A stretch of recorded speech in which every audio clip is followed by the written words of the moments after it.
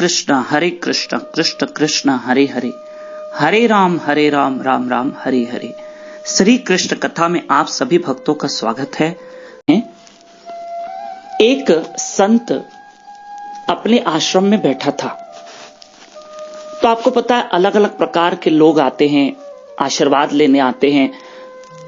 पर आपने एक चीज देखी होगी कि संत सबको अलग अलग आशीर्वाद देते हैं, सबको एक जैसे आशीर्वाद नहीं देते हैं। जैसे उस संत के पास एक ब्रह्मचारी आया, उसने शादी नहीं की थी, विवाह नहीं किया था और वो ईश्वर का भजन करता रहता, ब्रह्मचारी था। तो संत से कहा, महाराज मुझे आशीर्वाद दो। पता है उस महापुरुष ने कहा ब्रह्मचारी को कि तुम मर जाओ। भला ये कोई आशीर्वाद हुई कि तुम मर जाओ? वहां बहुत सारे लोग उस आश्रम में बैठे थे, हैरान हो गए कि महाराज जी इनको क्या आशीर्वाद दे रहे हैं कि तुम मर जाओ। ऐसे में एक राजा आया, राजा ने कहा महाराज मुझे आशीर्वाद दो।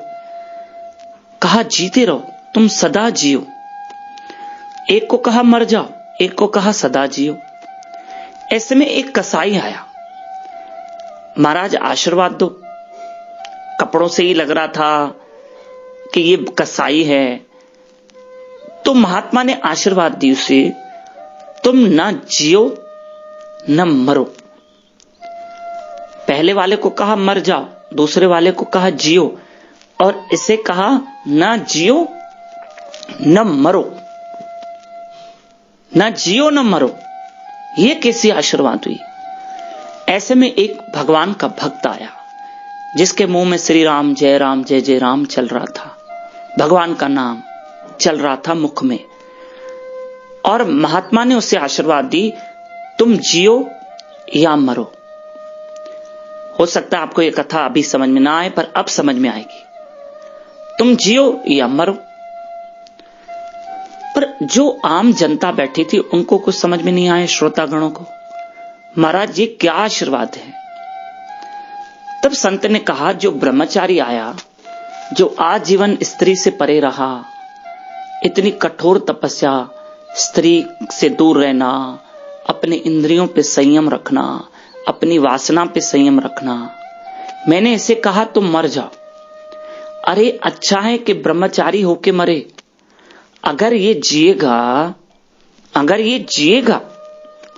तो कहीं माया ने अटैक किया तो इसके ऊपर, कहीं इसका ब्रह्मचार्य व्रत टूट जाए तो इसका अब जी के कोई फायदा नहीं, मर जाए और सफल होके जाए।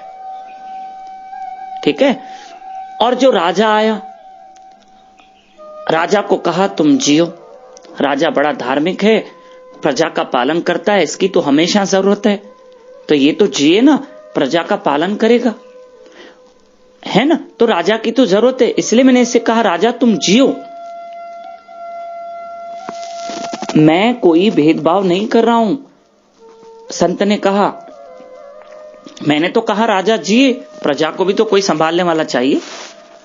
फिर आया कसाई, मैंने उससे कहा न जियो न मरो। तुम जियो भी मत, क्योंकि जी के क्या करोगे? जीते जी तो नरक में हो, मांस काटते हो, जानवरों को मारते। और न मरो, और मर के भी कोई फायदा नहीं, नरक जाओगे। जीते जी भी तुम्हारे लिए नरक है, जानवरों को काटते हो, जानवरों के बीच में रहते हो।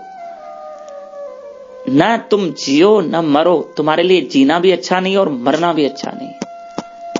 और जो भगवान का भगत आया, मैंने उसे कहा तुम जियो या मरो। जी भी सकते हो, मर भी सकते हो। जियोगे तो भी भगवान की भक्ति करोगे, तुम्हारे पास भगवान है। मरोगे, मरने के बाद भगवान के पास मिलोगे, तुम्हारे लिए तो ये लोक भी सुखी, परलोक सुहेल है। कहने का तात्पर्य यह है कि भगवान के भक्त के लिए फायदा है, वो जिए तो भी फायदा है, मरे तो भी फायदा है।